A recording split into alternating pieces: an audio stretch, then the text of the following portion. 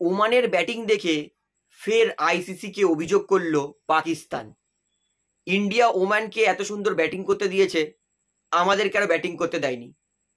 India ওমানের বিরুদ্ধে হালকাভাবে খেলেছে, আমাদের বিরুদ্ধে কেন ইন্ডিয়া এত হালকাভাবে খেলে না? এই নতুন অভিযোগ নিয়ে ফের আইসিসিকে অভিযোগ করলো পাকিস্তান, এবং করাটা স্বাভাবিক। সত্যিই তো, ইন্ডিয়া পাকিস্তানকে 127 রানের বেশি করতে দেয়নি, আর ওমানকে 167 রান করতে দিয়েছে। স্বাভাবিক, মাথা তো গরম হবেই। ঠিক করেছে পাকিস্তান, ফের আইসিসিকে অভিযোগ করেছে। তবে এইটুকুনি বলবো যে আজকের ওমান যা আশা রেখেছিলাম তার থেকে অনেক অনেক বেটার পারফরমেন্স করেছে।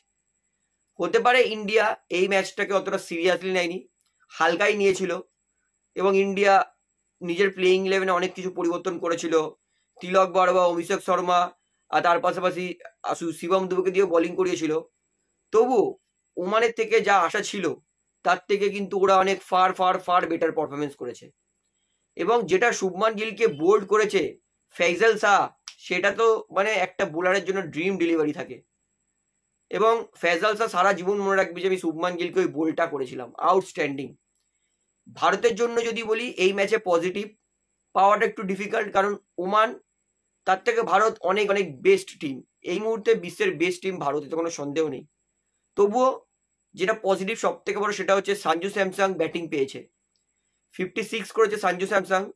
আকসার প্যাটেল তিনিও 26 রান করেছেন, 13 বল খেলার সুযোগ পেয়েছেন। হার্দিক পান্ডিয়া আজকে ব্যাটিংটা পেলে ভালো হতো, কিন্তু আনফর্চুনেটলি তিনি রান আউট হয়ে গেছেন। তো ইন্ডিয়ার জন্য এটা পজিটিভ ছিল আজকের ম্যাচে।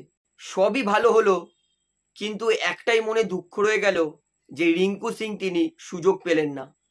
সবাই কিন্তু একটা দুটো করে ম্যাচ খেলে নিল, কিন্তু রিঙ্কু সিং তিনি এই ম্যাচেও সুযোগ পাননি। আশা করেছিলাম যে রিঙ্কুকে অন্তত দেখতে পারবো, তবে রিঙ্কু ফিল্ডিংয়ে নিজের দিক থেকে সেরাটা দিয়েছে।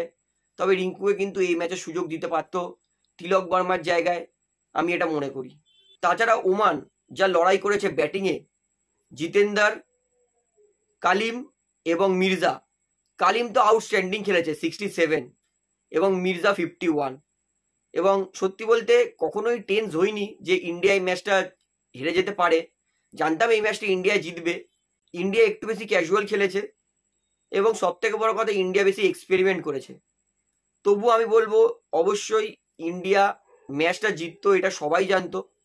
তবে একটাই ইন্ডিয়ার এই ম্যাচে সব থেকে বড় অপরাধ, সেটা হচ্ছে ওমানকে 167 রান করতে দিয়েছে, কিন্তু পাকিস্তানকে 127 রানই মাত্র করতে দিয়েছিল।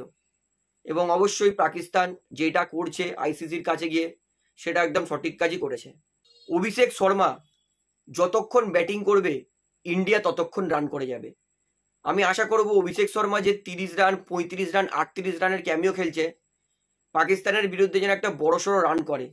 মানে 30 রান 35 রান দেখতে দেখতে অভিষেক শর্মার আমার ভালো লাগছে না। আমি চাই একটা অভিষেক শর্মার 25 বলে একটা 60-70 রানের ইনিংস দেখতে। এবং অবশ্যই রবিবার দিন আশা করব ইন্ডিয়া পাকিস্তান ম্যাচ, ইন্ডিয়া আরও একবার ডমিনেট করবে। তো আশা করি এই ম্যাচটা ওমান ভার্সেস ইন্ডিয়া যতটা আশা করেছিল তার থেকে বেশি এক্সাইটমেন্ট হয়েছে। ওমান যথেষ্ট ফাইট করেছে, ওমান দেশের জন্য ক্ল্যাপ। এবং অবশ্যই ম্যান অফ দ্য ম্যাচ আমি ওমানের ব্যাটসম্যান কালিমকে দেবো, যে তিনি হারলেও দুর্দান্ত ব্যাটিং করেছেন। তাহলে বন্ধুরা ভিডিও এখানে শেষ করছি। আশা করি ভালো লাগলো। তো ভিডিওটি ভালো লাগলে অবশ্যই লাইক করুন, কমেন্ট করুন, শেয়ার করুন, এবং চ্যানেল নতুন সবাইকে অ্যাক্টিভ অনুরোধ করে রাখবো, যেহেতু এখানে আপনারা খেলার সমস্ত রকম আপডেটস পেয়ে যাবেন। তারা অবশ্যই পাবলিক ভিউ কলকাতা চ্যানেলটিকে সাবস্ক্রাইব করে বেল আইকন প্রেস করে অল করে রাখবেন। ধন্যবাদ।